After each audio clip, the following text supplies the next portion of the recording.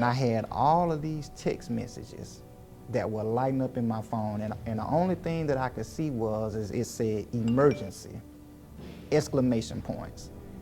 And then I read down a little bit further and it said your grandmother. So I immediately got my phone, I called my mom, and I asked my mom, I said, what's going on? And she said, your grandmother had a stroke and they had to rush her to the hospital. Frightened and confused, Ivan frantically focused on getting on the road. It would take 45 minutes just to get to the hospital, not knowing what he would find when he arrived. I didn't want her to suffer. I didn't want her to be in pain. And I remember saying to myself, when I looked at her, if I could take your place, Grandmama, I would. That's just how much I loved her.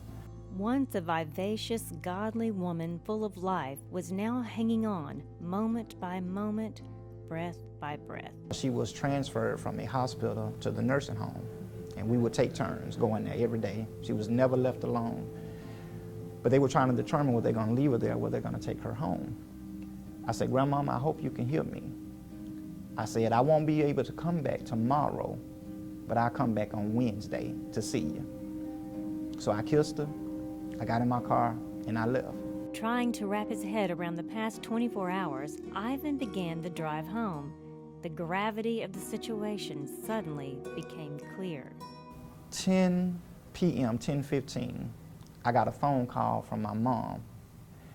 And when I picked up the phone, I could hear the stress in my mom's voice. She said, if you're gonna see your grandmother, you need to come right now.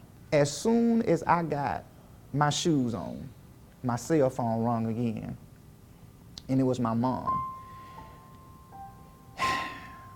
When I looked at my phone and saw it was my mom, I already knew what she was gonna tell me. She said, you're too late. And at that moment, I went crazy. I mean, I lost it. And all I wanted her to do was just to hang on and at least say bye, or give me an opportunity to say bye, and I never did get an opportunity to do that.